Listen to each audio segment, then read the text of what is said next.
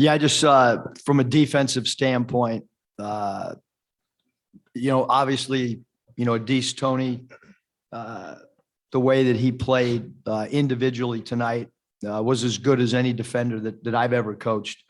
And then collectively, the team being able to adjust in a short turnaround and be able to switch timeout after timeout into different coverages. We played almost the whole first half in our spy coverage, and the guys just did an incredible job. We were worried about giving them too much in a short amount of time. But these guys play so hard. It was obviously, not a cosmetically pleasing offensive game. But the toughness and the resilience and the way that we play defense is incredible. All right, questions for the student athletes. Just raise your hand and we'll bring the microphone around. Let's start with this gentleman right here.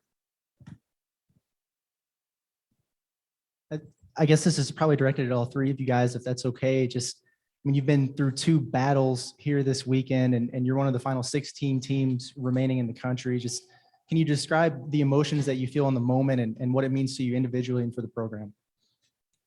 I would say it's great, especially because how we started this year or started our SEC play. It's great for the team knowing that we proved a lot of people wrong. This whole season for us has just been fighting. Everybody just kept fighting. Everybody turned into a dog. Everybody wanted it bad. So we just kept fighting throughout the whole year, and it's a great feeling. What did you guys make of that pass that Devo made in transition that led to Deese's dunk? Especially if the pass was that just to thread the needle in that moment. Man, it was a perfect pass. We were just talking about it in the huddle. He was like, "Just run, I got you," and it was on the money, and I just capitalized on it, and congratulations on him for making that pass. It was tough. Aldis Mookie Hawkins, Waffle Sports 1080, man. It seemed like you was like, you went out there with those straps, 5 points in the first half. You came out like you was like the Teddy Allen Wrench of the tournament at this point. What was going on in your mind when the coach said that you had Teddy Allen for this game? Man, when he told me that the night they won, he just said you got a big responsibility. The man can play ball. He's a bucket getter, So my mindset was just to keep him under control and not let him get loose. And my guy, I couldn't do it without my guys, Jalen, hey, double machine out there. They went on a run. Obviously, we know in this tournament it's going to be a game of runs. But you guys were able to go on a 9-0 run pretty much to, pull away from victory. What was coach telling you when those guys made their run for you to go out and double back with that 9-0 run? Really just for us to stay calm, us go down the offensive end and run our plays, just stay calm against the defense. We knew what they were in. And then also we had to pick up on the defensive side. We had to get stops and turn them into offensive plays for us. All right, move Paul in the back there, and then we'll come up here. Question for Adis back here. Was there a moment tonight where you sensed that you had the upper hand on Teddy, and what was that moment in the game? Man, I guess when a couple of possessions, like later on, second half, he started getting a little frustrated. Then that was my key then, just to keep doing what I was doing, And a couple of possessions, last game when he had 37, he just was aggressive. He just wanted the ball more. And this game, he really didn't seem like he didn't want the ball as much. So I just kept trying to be locked in on that. Right here, in the aisle here. Kind of had a two-parter here. Jalen, I don't know if you know this, your 15 rebounds, Arkansas NCAA tournament record. What do you think about that? I just came into the game knowing that I had to rebound. That was one of the things. They're a great rebounding team. So I just came in the game thinking rebound. And maybe for Chris and Jalen, you guys shot like a season low 27% from the field, but at the line, 22 of 25. Chris, you were 7-7. Jalen, I think you were 4-4. What was it like surviving a shooting game like that and winning at the free throw line? And at this tournament, you guys hit 42 of 50. So, pretty good. What do you think about your free throw shooting tonight to basically save the game for you? Free throws are always important in the game. I knew as the game was going on, it was a dogfight. It was tough for both teams to score. So I knew at the end of the game, if it was close, it would come down to free throws. So just understanding that you got to knock those down, and that's really what helps you win games is really crucial for us. So. Yeah, kind of like what he was saying. Free throws has been our identity the whole year, getting to the free throw line and hitting free throws. So our offense wasn't clicking, so we just stayed aggressive and tried to get to the line. And then every time we stepped up to the line, we stepped up there confident. We were all confident Chris was gonna knock down those free throws at the end, and everybody was. So we just stepped up and hit them. Now we go here and then we'll go to Mike. Yeah, this one's for all D's. Could you kind of just talk about the battle that you had with Teddy Allen, just being locked up with him and defending him throughout the night? Just what was it like, just first off, trying to keep the ball out of his hands, and then secondly, whenever he did get the ball, trying to force him into as bad a shot as possible?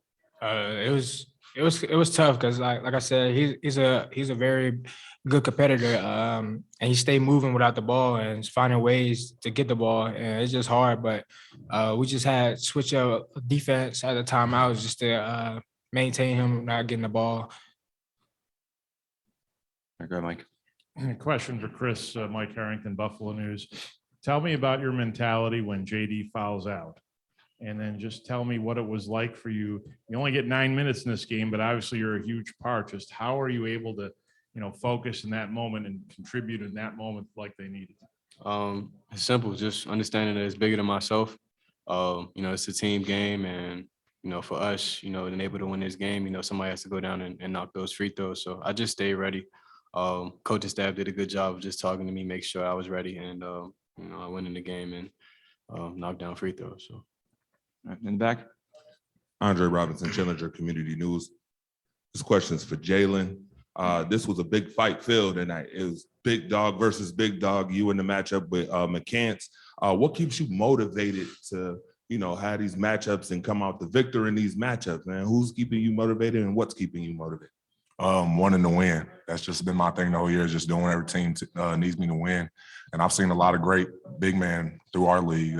We have a lot of good guys in our league. So it's just another night for real, just playing against another really good big guy, and just wanting the will to win just keeps pushing me to try to defend these guys. We're in the aisle. Jalen, this is your second straight Sweet 16, so you probably just think this happens to everybody, but wonder what you think. And then your other two guys, you both have waited a long time for this. Chris, I know you played in the NCAA Tournament Miami, but this is new for you, Adis. Just Jalen, what does it feel like to be going back for the second year in a row, and then for each of the others, what does it feel like to be getting there for the first time? Of course, it's a great feeling, but it's kind of like a standard now for us. And I feel like the program is just what we want to do, what we feel like we need to do every year. This was our standard at the beginning of the year to get back to where we were last year. But of course, it's a great feeling knowing that we're one of the last teams standing. In the back. Oh, I'm sorry. Yeah, this is my first time actually getting past the first round, so I'm super excited about that. This shows like all the hard work we put in, in this off season, and just understanding, the culture here and hard work and the ethic. So I'm just happy to be here, man. This is a really surreal moment for me, and yeah. For my first time, even being in Sweet 16 is big for my first time. It's amazing just to knowing that the guys we have and the culture we built is just crazy here. And it's just amazing, man, just to survive this event.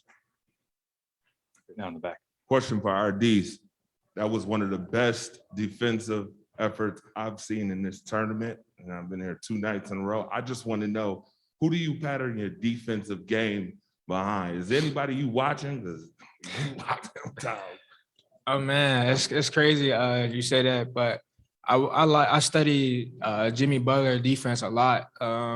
Just the way he played on defensive end, it's just his mindset, that dog mentality he have on the defensive end. I just try to take that mindset every game. Over here, sure.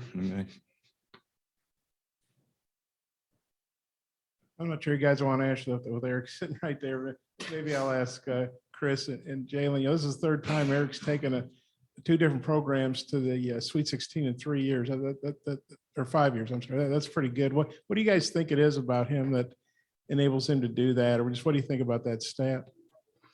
3 Sweet 16s in 5 years, 2 different programs. I think it's just his will to win. He has the passion that we all do. He wants to win just as bad as we do, And, you know, that's important coming from your coach, seeing how much he cares, you know, it helps you go out there and you're motivated to fight for him. So. Yeah, I would just say it's his fire. He pushes everybody to be just as good as they can be. And like he might cuss you out, he might yell at you, but it's just because he wants you to be the best player that you can be. He's pushing you to be a perfectionist. Like, so he's just pushing the team to be as best as we can be every day. Oh, over here, Ralph. For Jalen, and I saw this from the sideline. I'm wondering what, maybe if you can add some context to it. It looked like late in the game, Debo's on the line. He kind of looks to you and makes a little bit of a face. It was a big free throw. And I wasn't sure if like you guys were goofing around a little bit just to make the movement light, or if Teddy was maybe trash talking a little bit. But it just seemed like in a pressure packed moment, you guys were having a little bit of a light moment. And I'm wondering if you could maybe fill in some details. Devo, he just that was him and Teddy were going at each other a little bit, and Teddy was talking trash to him, and we're just having fun with the game. Devo continues to have fun. He finds ways to have fun, and that's his way, is just being that dog. And we were just having fun out there, and he was talking trash. Any further? Oh, one more here. Sorry, Bob. Jalen, Devo didn't have his usual NCAA tournament game. I guess I jinxed him. I wrote a big story about it, but he's 0 for 6 from the field. He goes to the line, and then he knocks down both free throws. And plus, with that interaction you were just talking about, what do you? How confident were you that Devo was going to hit those free throws, even though he wasn't having a particularly good shooting night? Super. I feel like we're confident in everybody stepping up the line. We work on free throws every day at practice, in big time situations too. So we work on that. And Devo might not have had a good offensive game, but I feel like he did a good job on the defense. He's contributing, even if it's not on the offensive side. He was getting other teammates open. He was creating, even though it wasn't for himself. So other than his shots or not making shots, I feel like he had a great game. All right. One last question in the back, sure. Chris, this question is for you. Obviously, Chris, obviously you like the big moments, but I want to know, what's your mindset and what's your mentality like, only playing 9 minutes, you on the bench. I know everybody as a basketball player wants to be out there and contribute, but what's your mindset that keeps you motivated and the wheels turning while you're on the bench, being the role player? I just wanted to, help this team advance to the next round, and whatever that asked of me to do, I was going to do it. And today they asked me to go down and knock down some pretty big free throws. So I was ready for the moment, and that's all it is sometimes, just being ready. All right. With that, we'll excuse our student athletes. Thank you, gentlemen.